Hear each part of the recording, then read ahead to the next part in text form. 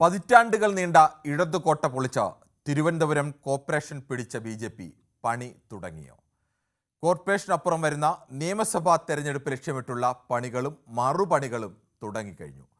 വരും നാളുകളിൽ ഈ പോര് കടുക്കാൻ തന്നെയാണ് സാധ്യത.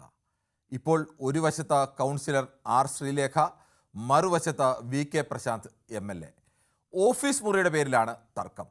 ഒരാൾ മുൻ DGP, അങ്ങനെ ഒരാൾ കോർപ്പറേഷൻ കൗൺസിൽ സ്ഥാനത്തേക്ക് മത്സരിക്കുമ്പോൾ തന്നെ മേയറാവുമെന്ന് പ്രതീക്ഷിച്ചിരുന്നു.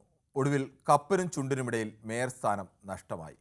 കൗൺസിലറേക്കാൾ വലിയൊരു സ്ഥാനത്തേക്ക് ശ്രീലേഖയെ പരിഗണിക്കാൻ തന്നെയാണ് സാധ്യതയുള്ളത്. അടുത്തയാൾ അപ്രതീക്ഷിതമായി ചെറുപ്പത്തിൽ തന്നെ മേയറാവുകയും അതുവഴി വട്ടിയൂർക്കാവ് MLA ആവുകയും ചെയ്തയാളാണ്. ബി.ജെ.പി. കോർപ്പറേഷനിൽ അധികാരമേറ്റതിന് തൊട്ടു പിന്നാലെ ഈ വി.കെ. പ്രശാന്തിനോട് കോർപ്പറേഷൻ കെട്ടിടത്തിലെ MLA ഓഫീസ് മുറി ഒഴിയാൻ ആർ ശ്രീലേഖ ആവശ്യപ്പെടുന്നു.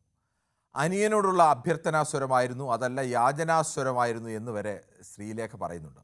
സ്വരം ഏതായാലും അതിലൊരു രാഷ്ട്രീയമുണ്ട്. അത് കേവലം ഓഫീസ് മുറിയെ ചൊല്ലിയല്ല എന്നതും വ്യക്തമാണ്. വരുന്ന നിയമസഭാ തെരഞ്ഞെടുപ്പ് തന്നെയാണ് ലക്ഷ്യം. വട്ടിയൂർക്കാവ് 3 പാർട്ടികൾക്കും ഒരുപോലെ ജയസാധ്യതയുള്ള മണ്ഡലമാണ്. പ്രതിച്ഛായുള്ള സ്ഥാനാർത്ഥിയെ നിർത്തി ഒന്നാഞ്ഞു പിടിച്ചാൽ എങ്ങോട്ടും ചായാവുന്ന മണ്ഡലം. വട്ടിയൂർക്കാവിൽ ആർ ശ്രീലേഖയെ ബി.ജെ.പി. സ്ഥാനാർത്ഥിയാവുമെന്ന അഭ്യൂഹവും ശക്തമാണ്.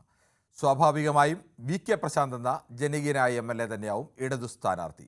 അതുകൂടി മുന്നിൽ കണ്ടുള്ളതല്ലേ ഇപ്പോഴത്തെ വിവാദം. ഈ വഴിക്കുള്ള പണികൾ ബി.ജെ.പി. വരും ദിവസങ്ങളിൽ ശക്തമാക്കുമെന്നതും ഉറപ്പല്ലേ.